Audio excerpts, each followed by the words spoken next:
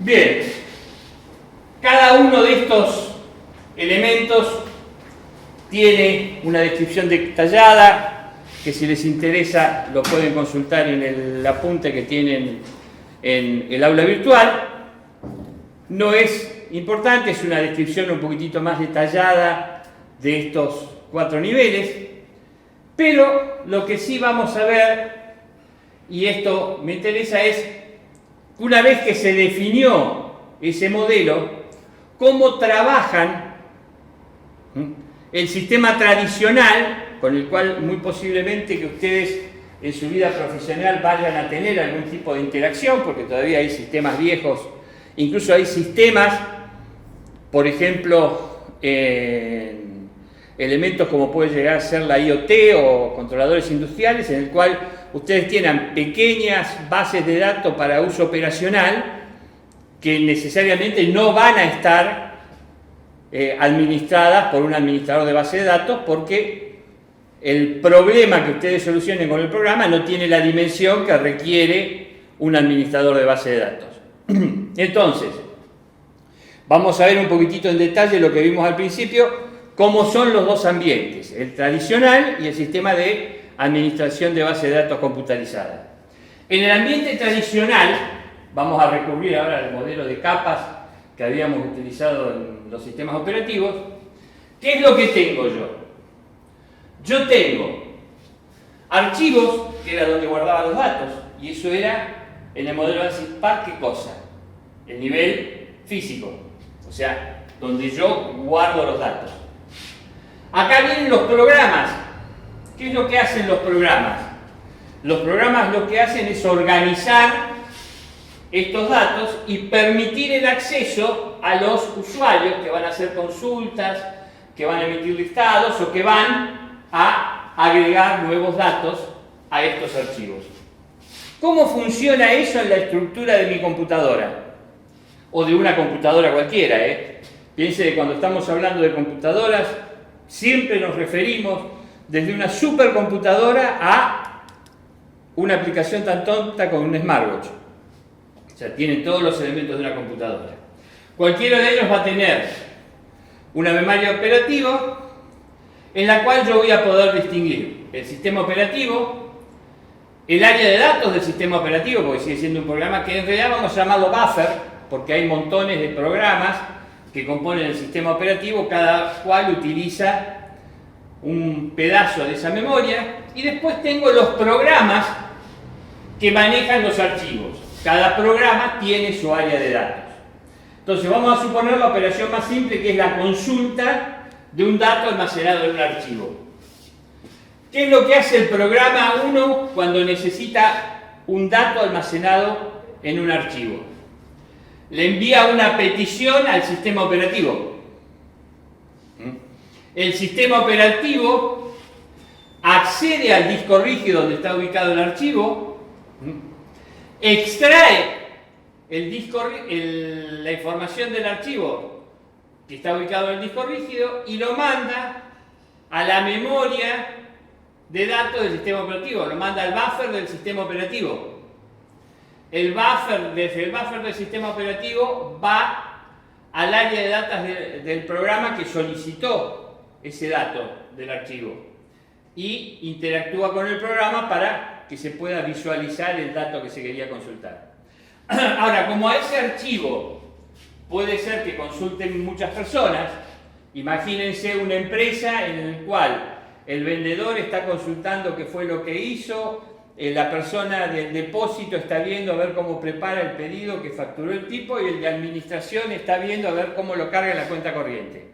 Va a haber varios programas que quieran acceder al mismo archivo o archivos parecidos. Entonces, simultáneamente, todos los programas que están trabajando con archivos en una aplicación de base de datos tradicional, todos ellos van a solicitarle al sistema operativo los datos.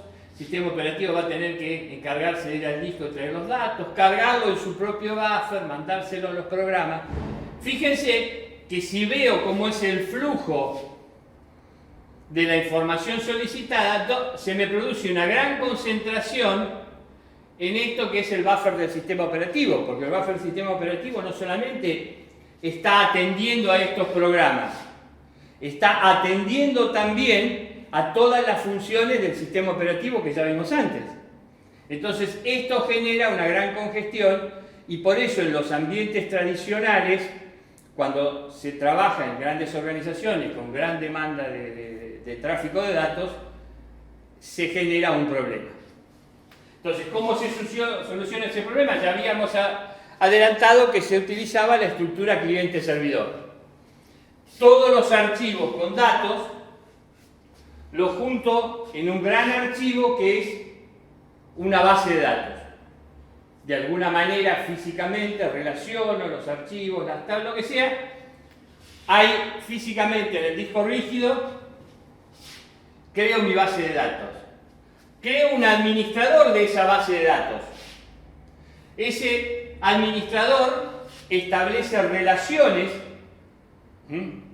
con distintos tipos de usuarios o distintos programas que ahora, en lugar de acceder cada programa al archivo, accede al administrador de base de datos. Fíjense que acá tenemos el sistema cliente-servidor. Este administrador, este servidor, interactúa con todas ellas. Entonces, ¿qué pasó en la computadora? Fíjense, como antes tenía el sistema operativo, su buffer o su área de datos, el administrador de base de datos, el buffer de área de datos y los distintos programas que interactuaban con esa base de datos. Ahora, cuando un programa necesita el dato, ¿a quién se lo solicita? Se lo solicita al administrador de base de datos. El administrador de base de datos le dice al sistema operativo que necesita ir al disco.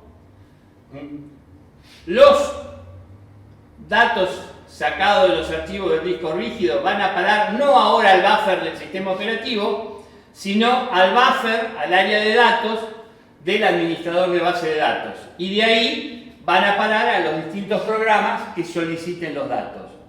¿Cuál fue el gran cambio?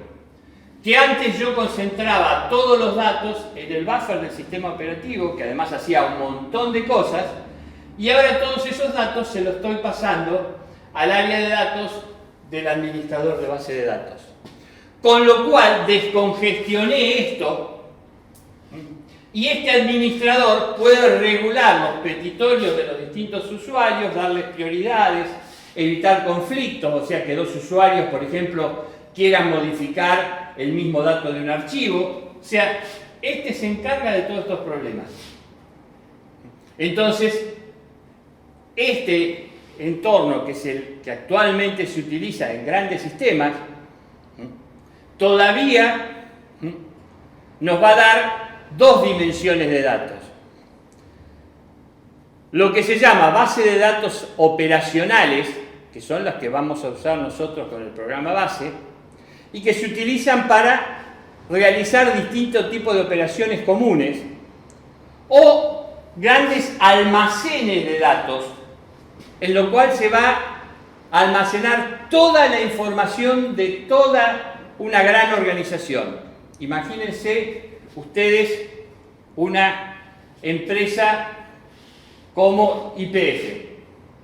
Cada unidad de YPF va a tener su propia base de datos.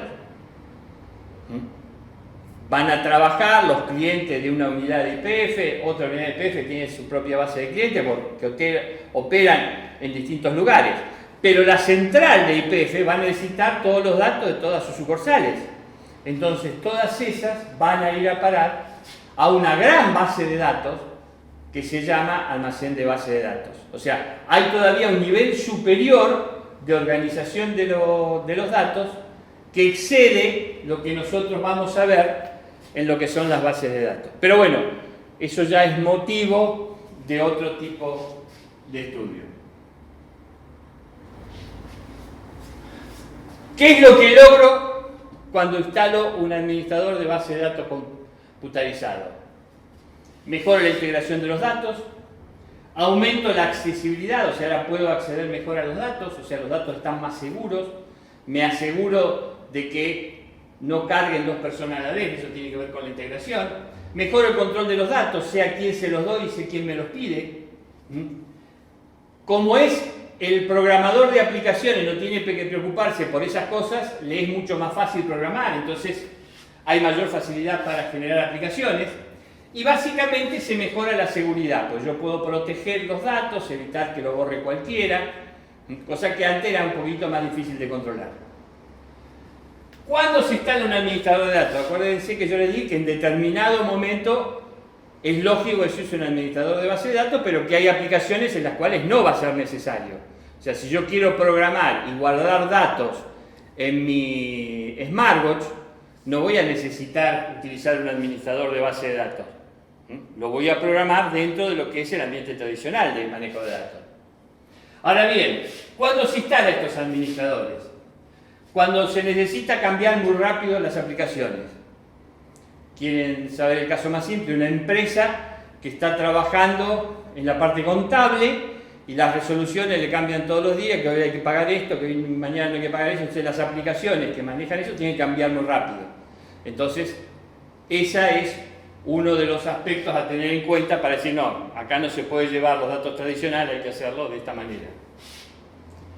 Cuando se aumentan los requerimientos de consulta de datos, yo tenía una empresita en la cual tenía un solo vendedor trabajando en un mostrador, no puedo empezar a pensar en mi necesidad de una base de datos. Ahora yo tengo 10 vendedores trabajando simultáneamente y ahí posiblemente empieza a cambiarme mi necesidad. Cuando se hacen muchos accesos a los mismos datos, el mismo caso anterior. Cuando hay una necesidad de mejorar la generación de programas.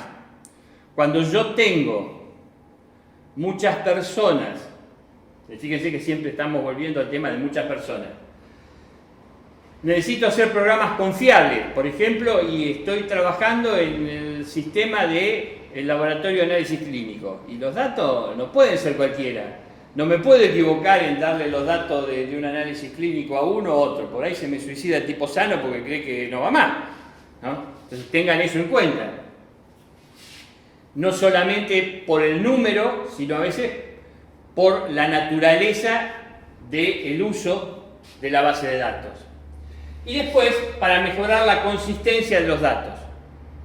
Yo en algunos lugares necesito que los datos sean confiables.